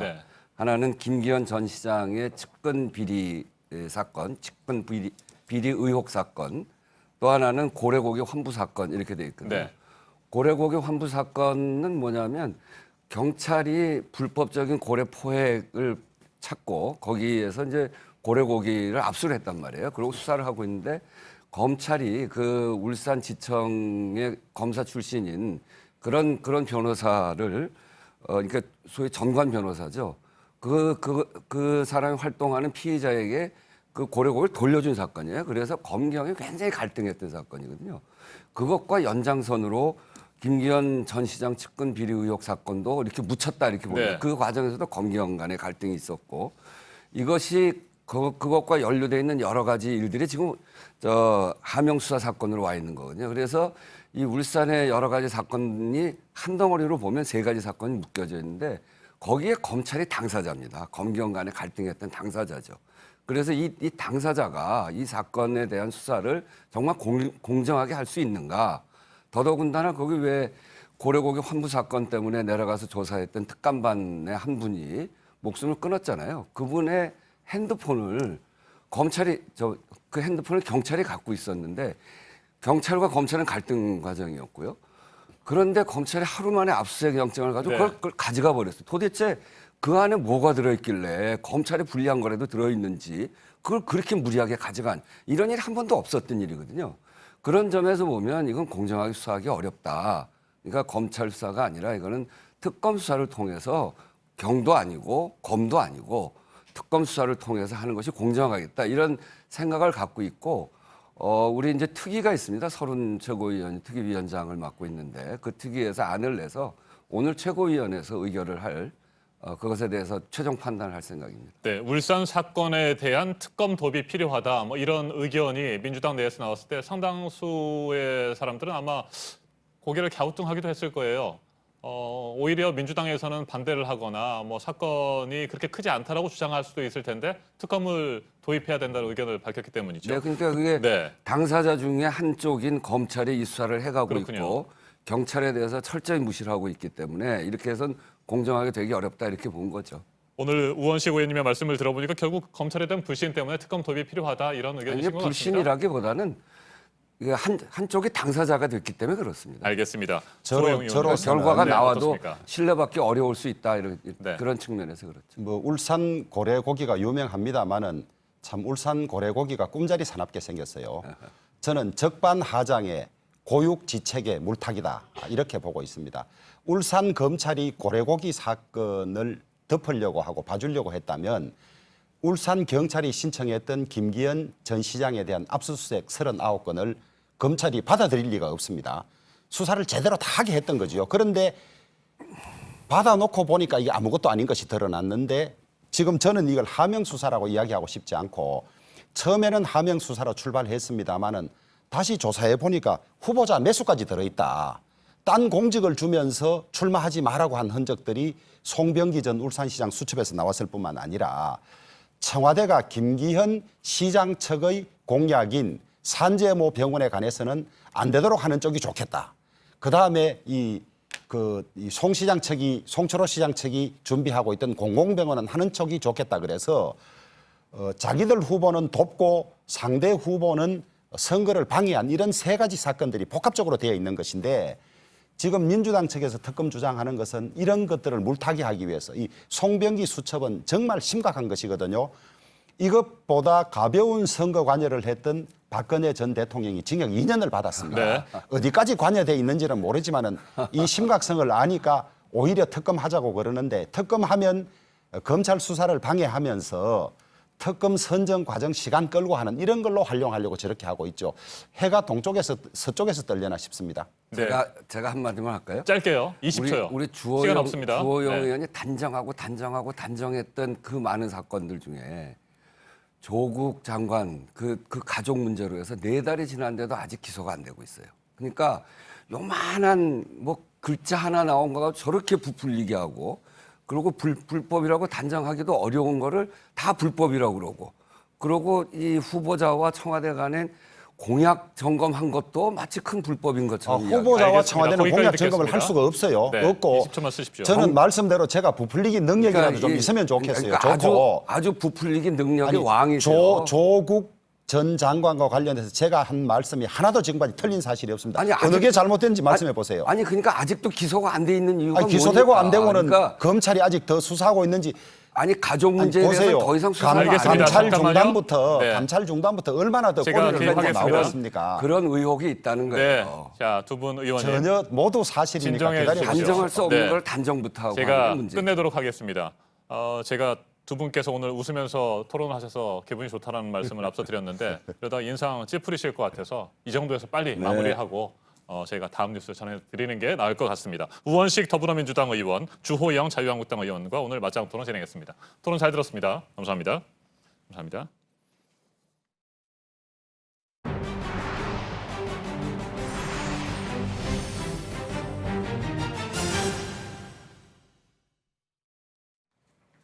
유례없는 강력한 부동산 대책이 나온 뒤 청와대에서는 참모진들이 먼저 집을 한 채만 남기고 다 처분하라는 권고가 나왔고 홍남기 경제부총리도 집이 여러 채 있는 정부 고위공직자는 처분을 하라고 했는데요.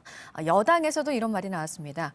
총선 후보자들은 서약을 해달라는 원내대표 발언에 술렁이고 있는 민주당입니다. 한민용 기자입니다. 민주당은 일본 불매운동하듯 1가구 1주택 국민운동을 하자고 했습니다. 노노 아베 운동처럼 노노 2주택 국민운동이 시작돼야 합니다. 민주당이 솔선수범하자며 내년 총선에 도전할 후보자들 모두 집 한 채 빼고 다 팔겠다는 서약을 해달라고 요청했습니다. 집을 재산 증식 수단으로 삼지 않겠다고 약속하고 거주 목적 외에 주택을 처분할 것을 서약할 수 있도록 해줄 것도 요청합니다. 바로 비판이 나왔습니다. 대한신당은 부동산 정책 실패를 감추려는 것이라며 총선 후보자들이야 공천을 의식해 파는 신용이라도 하겠지만 일반 국민은 코웃음 칠 거라고 했습니다. 민주당 내부 역시 술렁였습니다. 의원들이나 총선 기획단과 전혀 논의되지 않은 내용이란 겁니다. 집을 2채 이상 갖고 있는 의원들의 혼란은 더 컸습니다. 한 의원은 대부분 지역구와 서울에 한 채씩 갖고 있을 것이라며 투기 목적은 전혀 아니라 억울한 측면이 있다고 했습니다. 지방에 사는 형편 어려운 가족에게 빌려줬던 집인데 정식으로 증여해주겠다는 의원도 있었고 상속받아 2채를 갖게 된 것이라며 명확한 기준이 나올 때까지 상황을 좀 더 지켜보겠다는 의원도 있었습니다. 한 채를 처분해야 한다면 서울이 아닌 지역구에 있는 집을 처분하겠다는 의원이 많았습니다. JTBC 한민용입니다. 네, AI와 대결을 이어가고 있는 이세돌 구단. 그제는 엉뚱한 실수를 한 AI 한돌을 꺾었었는데 어제는 이 한돌이 뼈아픈 실수를 한 센돌을 꺾었습니다. 이제 마지막 대결이 남았는데요. 이 대결로 바둑 인생을 마무리하게 된 이세돌 구단은 자신의 바둑을 두겠다고 말했습니다. 문상혁 기자입니다. 대국이 시작되고 3시간 10분 만에 이세돌 구단이 돌을 던졌습니다. 122수 만에 불개패, 즉 기권을 선언했습니다. 그리고 바둑판의 왼쪽 위로 손을 뻗었습니다. 뼈아픈 실수가 나왔던 곳입니다. 흑 4점이 잡힐 위기에 놓여 있지만 이 구단이 오히려 손을 떼고 바둑판의 아래쪽에 돌을 둔 겁니다. 잘못 뒀다는 걸 알아차린 이 구단은 곧바로 머리를 감싸쥐었습니다. 순간적으로 좀 착각을 했어요. 그 부분이 너무 그냥 눈에 보이는 실수라. 이때부터 AI 한돌의 승리 가능성은 90%를 넘었습니다. 이 구단이 2점을 먼저 깔고 둔 젖바둑에선 78번째 묘수에 엉뚱한 실수를 했던 한돌은 이번엔 달랐습니다. 이 구단의 실수를 물고 늘어졌습니다. 모두가 이기기 어렵다고 생각할 때마다 신기한 한 수를 꺼내들었지만 초반 실수를 만회하긴 어려웠습니다. 1국은 사실 제 스타일은 아니거든요. 마지막엔 정말 좀 승패에 연연하지 않고 제 바둑을 둘 수 있도록 그렇게 바둑을 짜나가도록 하겠습니다. 두 번째 대결에서 패해 이 구단은 세 번째 대국에선 다시 2점을 깔고 한돌과 맞섭니다. 25년 바둑 인생을 마무리하는 마지막 대국은 고향인 전남 신안에서 열립니다. JTBC 문상혁입니다. 오늘의 핵심 뉴스들을 정리해드리는 아침엔 주요 뉴스입니다. 스티븐 비건 미 국무부 대북정책 특별대표가 어제 베이징에서 중국 외교부 부부장을 만나 북한의 비핵화 해법을 논의했습니다. 중국 외교부는 오늘 새벽 홈페이지에 올린 보도문을 통해 북한과 미국이 서로 마주보고 신뢰를 구축해야 하며 다시 접촉하기를 희망한다고 밝혔습니다. 오늘까지 중국에 머무는 비건 대표는 북한과의 접촉을 계속해서 추진할 것으로 보입니다. 북한이 비건 대표를 전격적으로 초청해 베이징에서 평양으로 향할 것이라는 관측도 나옵니다. 북미 대화가 교착 상태에 빠진 틈을 타 중국과 러시아가 대북 제재 완화를 주장하면서 더 밀착 행보를 보이고 있는 가운데 푸틴 러시아 대통령이 한미일 군사 동맹을 비난했습니다. 중국의 미사일 경보 시스템 관련 지원을 하는 건 방어 수단일 뿐이라면서 중국과 군사 동맹은 없을 것이라고 말했습니다. 김기현 전 울산시장에 대한 청와대 하명 수사 의혹을 현재 수사하고 있는 검찰이 임동호 더불어민주당 전 최고위원을 어제 다시 조사했습니다. 임 전 최고위원은 송병기 현 울산시 경제부시장이 수첩에 기록한 내용을 처음으로 확인했다고 말했습니다. 문재인 대통령과 자신의 관계가 수첩에 많이 담겨 있었다고 덧붙였습니다.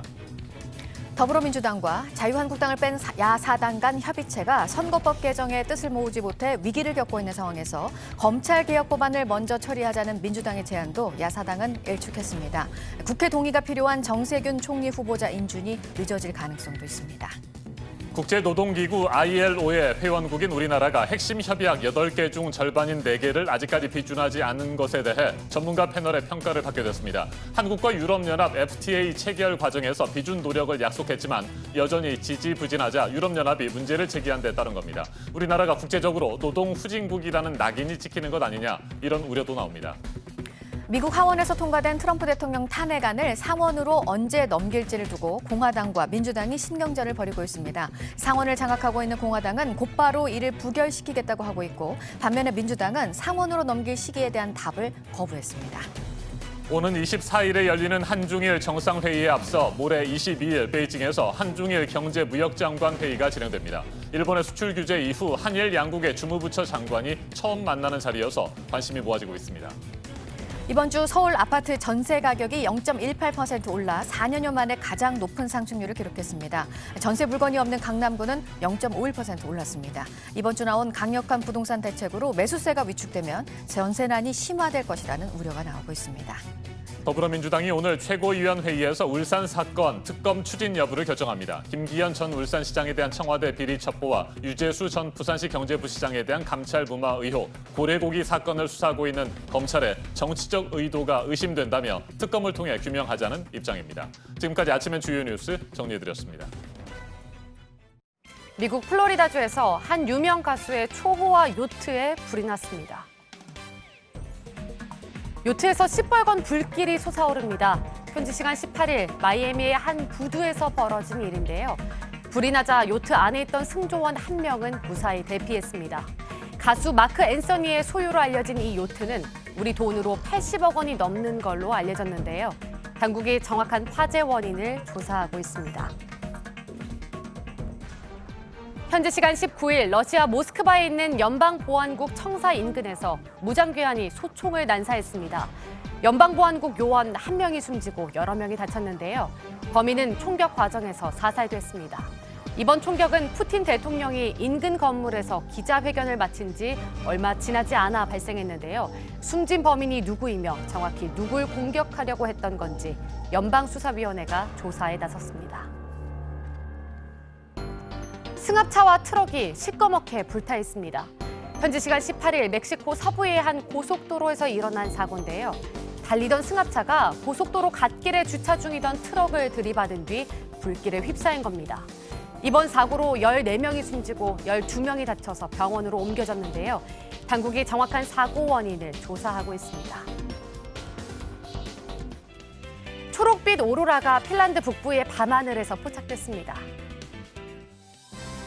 하늘하늘 오로라가 일렁이는 모습이 마치 밤하늘의 초록빛 커튼을 드리운 것 같습니다. 오로라는 현지 시간 18일 밤부터 나타나 다음날 새벽까지 밤하늘을 밝혔는데요. 황홀한 이 풍경을 보기 위해 관광객들과 인근 주민들까지 모여들었습니다. 영상을 본 누리꾼들은 당장이라도 오로라를 보기 위해 떠나고 싶다는 반응입니다.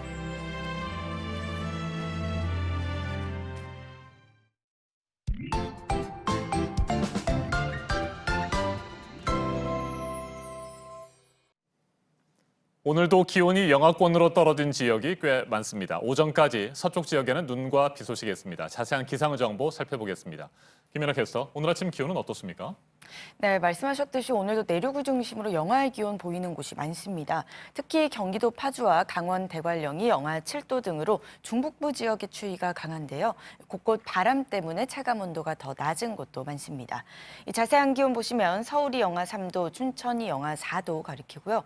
남부지방은 비교적 기온이 높지만 역시 영도 안팎으로 출근길 옷차림 따뜻하게 하셔야겠습니다. 오늘 낮에도 평년 기온 밑돌면서 추위가 이어지겠습니다. 서울이 2도, 춘천 3도, 광주와 대구가 7도로 어제보다 1, 2도가량 낮겠습니다. 네, 낮에도 꽤 춥겠군요. 네. 오늘 오전까지 비나 눈이 이어지는 지역들이 있습니까?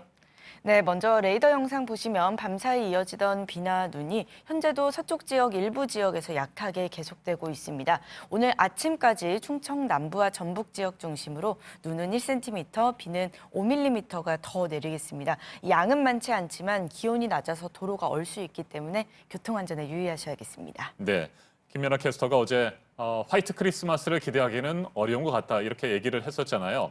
크리스마스 당일의 날씨도 궁금하고요. 주말 날씨도 궁금합니다. 네, 일단 내일까지는 오늘과 비슷한 추위 이어지겠고요. 일요일부터는 기온이 다소 오르겠습니다. 따라서 비나 눈 예보가 있지만 거의 비로 내릴 가능성이 높겠고요. 성탄절 당일인 수요일에도 충청 이남 지역에 비 소식만 들어 있습니다. 눈은 안 오고 비만 일부 지역에 내리겠군요. 네, 그렇습니다. 알겠습니다. 여기까지죠? 네. 김연아 캐스터 수고했습니다.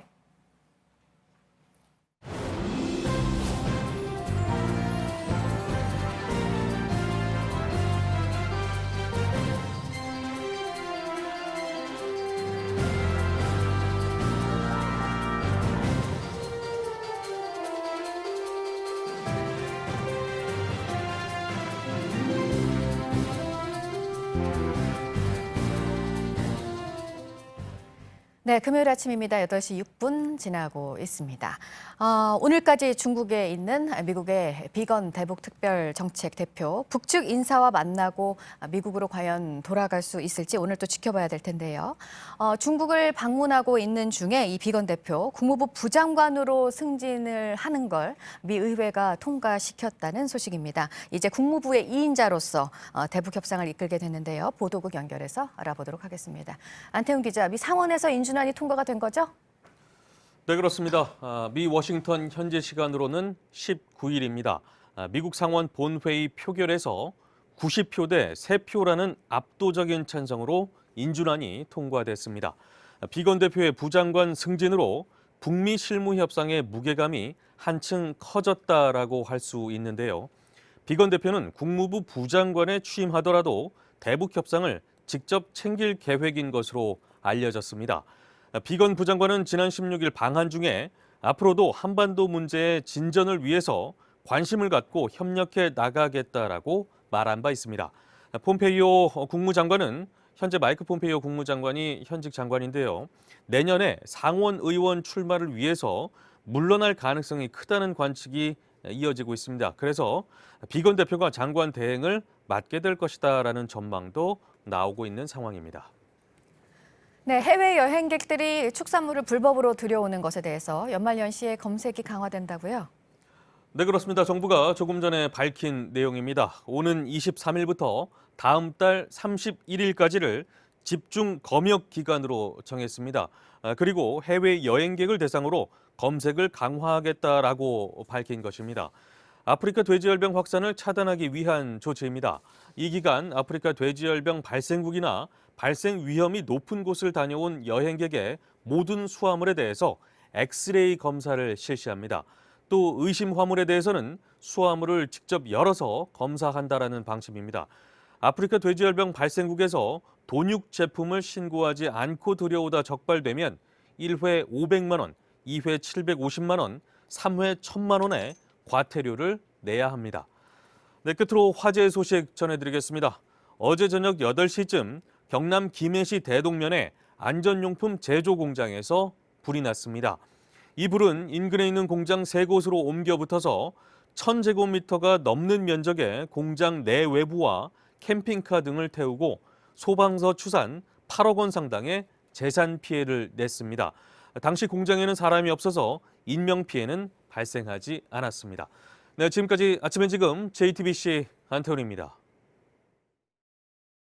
도널드 트럼프 미국 대통령의 탄핵 소추안이 어제 하원에서 통과됐습니다. 상원의 최종 판단이 남아있지만 트럼프 대통령의 정치적 입지는 좁아질 수밖에 없습니다. 북미 관계에 어느 정도 영향을 미칠지도 주목됩니다. 스티븐 비건 미 국무부 부장관은 한국과 일본을 거쳐 현재 중국을 방문한 상태입니다. 북한 최선희 외무성 제1부상 등 북한 인사와 깜짝 회동할지 주목됩니다. 박원곤 한동대 국제지역학과 교수 자리 함께했습니다. 어서 오십시오. 네, 안녕하세요. 네, 결국 도널드 트럼프 미국 대통령의 탄핵소추안이 어제 하원을 통과했습니다. 예. 여러 가지 정치적 입지는 흔들릴 수밖에 없겠죠, 당분간. 이변은 없었습니다. 네. 특히 주목할 만한 것이 공화당에서 이탈표가 하나도 없었죠. 민주당에서는 한 3표, 4표, 2가지 혐의에 대해서 3표, 4표 정도 이제 반대표가 나왔었는데 공화당은 전체가 다 탄핵에 대해서 혐의에 대해서 반대하는 그런 표를 던졌습니다. 관건은 앞으로 상원으로 넘어가는 그 과정이죠. 그래서 상원으로 넘어가서 다시 한번 이제 표결이 이뤄질 텐데 그 과정에서 얼마만큼 또 뭔가 새로운 사실이 나온다든지 이제 그럴 경우에 트럼프 대통령의 입지는 흔들릴 수 있다라고 판단이 됩니다. 네, 그런데 또 다른 한편에서 보면요, 탄핵소추안이 어제 하원을 통과하기 전부터 예상이 됐던 일이긴 합니다만. 오히려 민주당의 역풍이 불지 않을까 이런 우려도 있지 않았습니까? 실제로 CNN 등의 여론조사 결과를 보면 탄핵에 반대한다는 의견이 찬성한다는 의견보다 더 많이 나오고 있어요. 그렇습니다. 전체적인 추세를 보면 9월 24일 날 이제 낸시 펠로시 미 하원 의장 민주당이죠. 네. 그래서 탄핵을 시작을 하겠다라고 얘기를 해서 지금까지 왔지 않습니까? 근데 점차적으로 탄핵에 반대하는 목소리가 그 당시만 해도 이제 탄핵에 찬성하는 목소리가 훨씬 높았는데 점차적으로 탄핵에 반대하는 목소리가 조금 더 증대되는 그런 상황이고요. 네. 그래서 지금 현재 상황에서는 거의 비슷한 수준. 조금씩 다릅니다만 한 48에서 49%로 완전히 양분화된 모습이고요.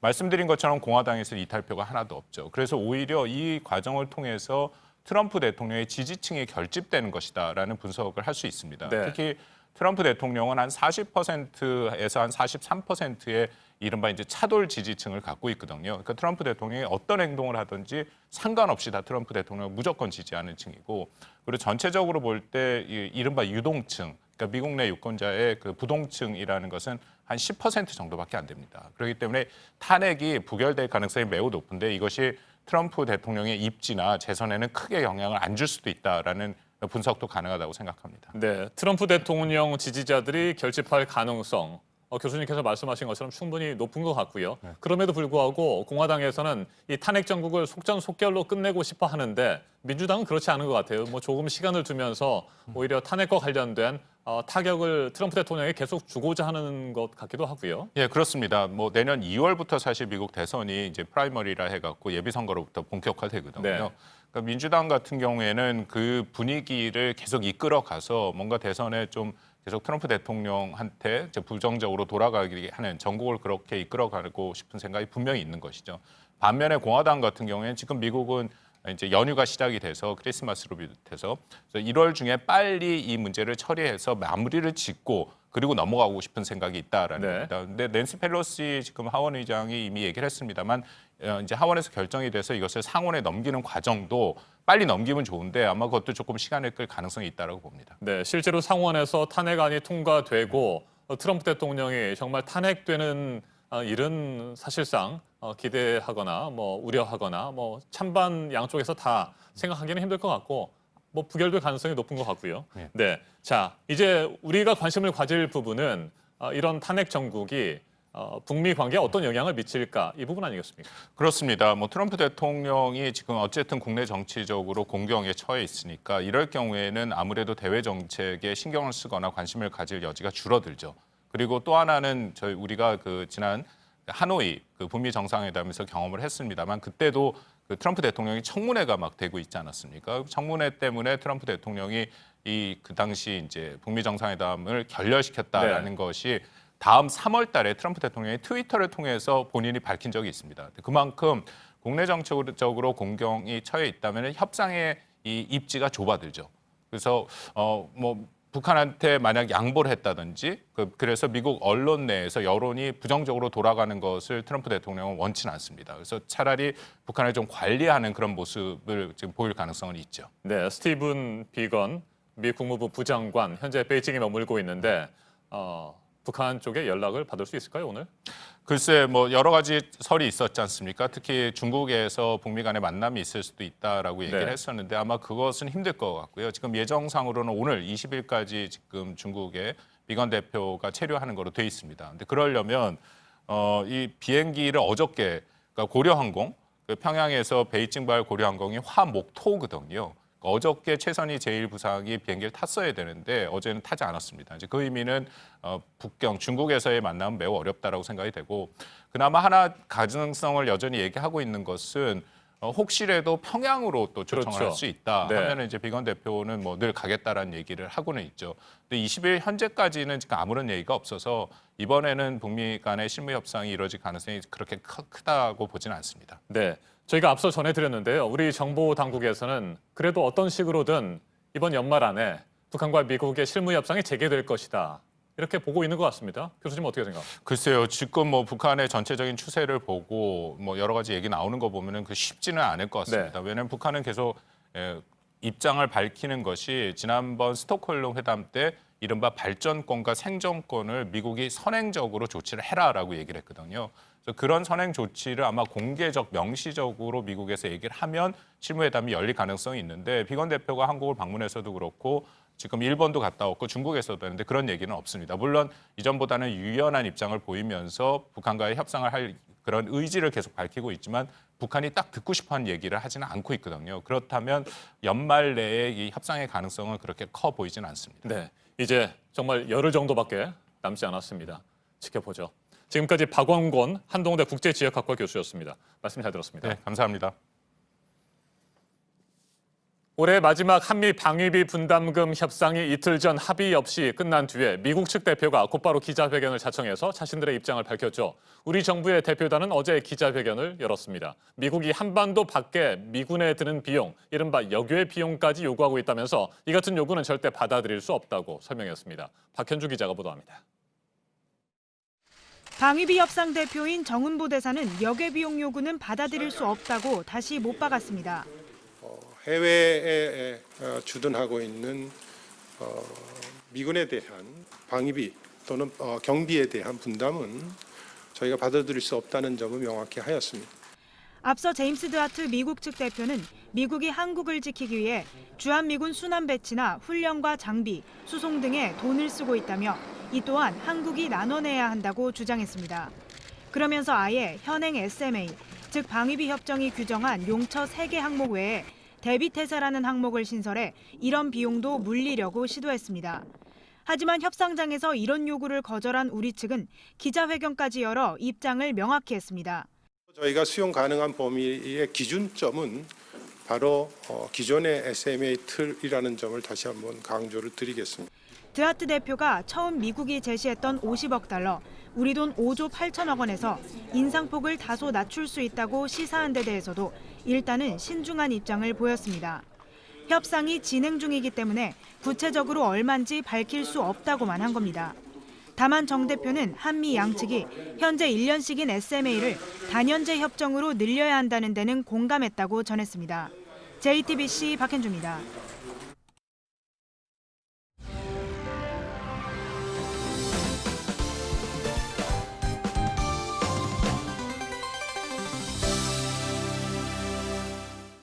네, 여행 정보 듣고 또 보는 시간입니다. 오늘은 전남 보성의 벌교 곳곳의 모습을 보여드리려고 합니다. 권기봉 역사여행 작가와 오늘도 함께하겠습니다.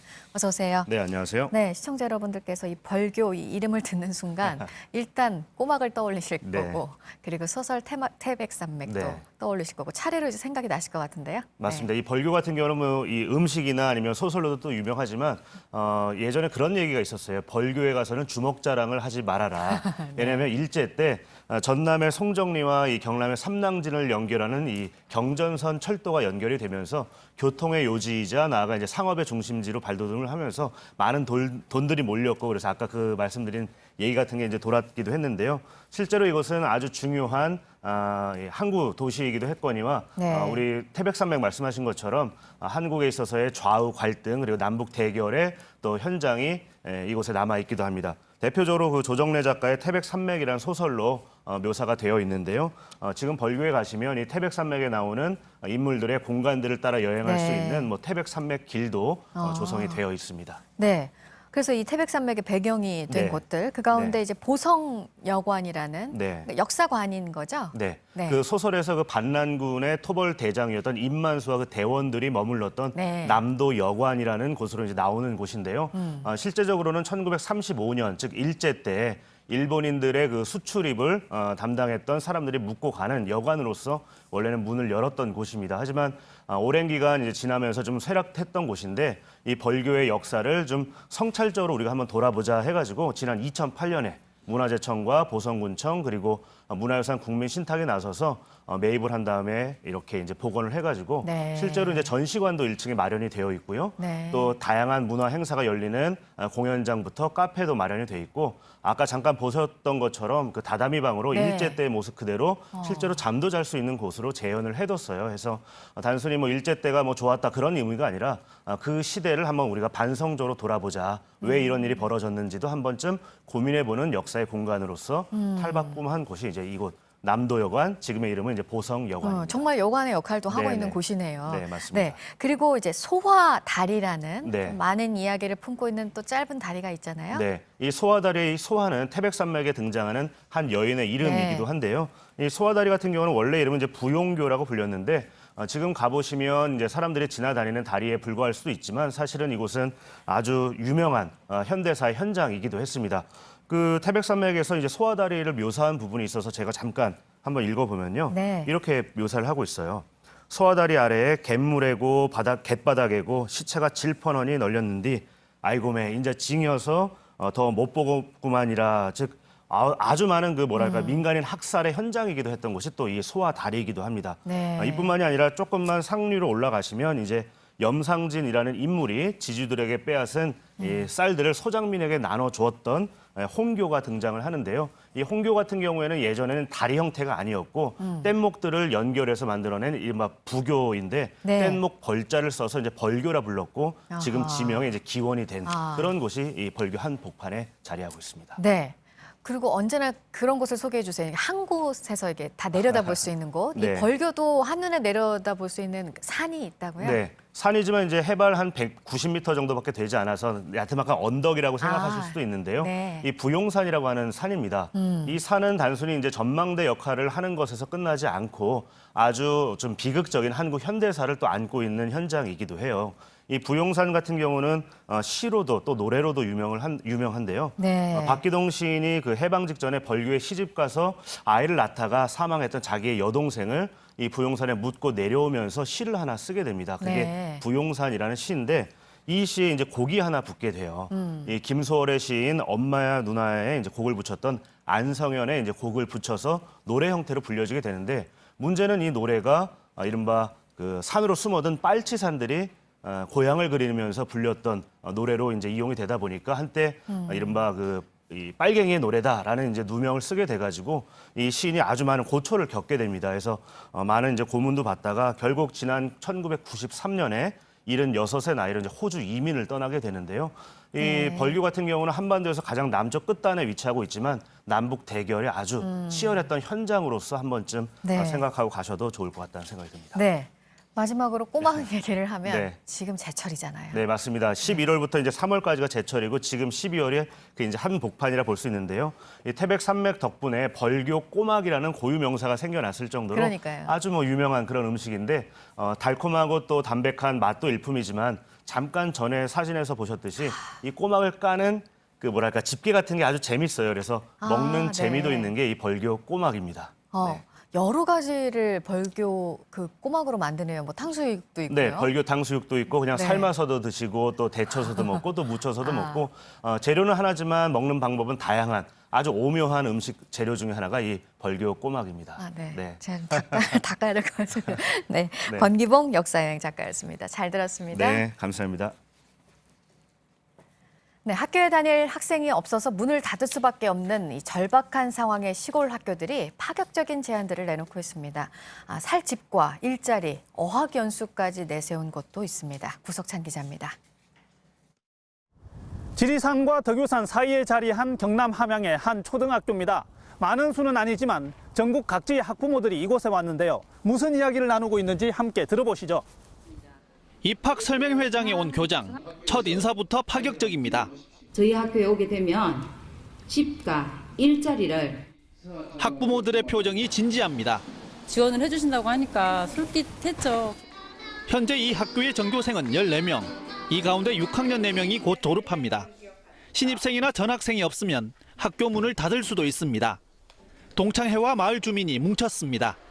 기금 1억 원을 모아 장학금은 물론 어학연수까지 보내줄 계획입니다. 1년에 200만 원만 내면 가족들이 살 집도 빌려줍니다. 시골 학교의 폐교 위기는 전국적인 문제입니다. 올해 입학생이 한 명도 없는 초등학교는 116곳이나 됩니다. 한 명만 입학한 학교도 108곳에 이릅니다. 시골 학교에게 이런 파격적인 제안은 생존 전략이 됐습니다.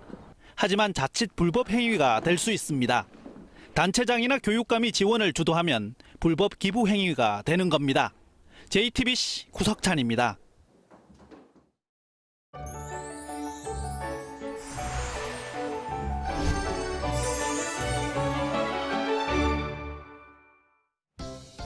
오늘도 내륙 곳곳 영하권입니다. 어제보다는 기온이 조금 높지만 여전히 추위는 강한데요. 현재 서울이 영하 3도, 경기 파주와 강원 대관령은 영하 7도까지 떨어져 있습니다.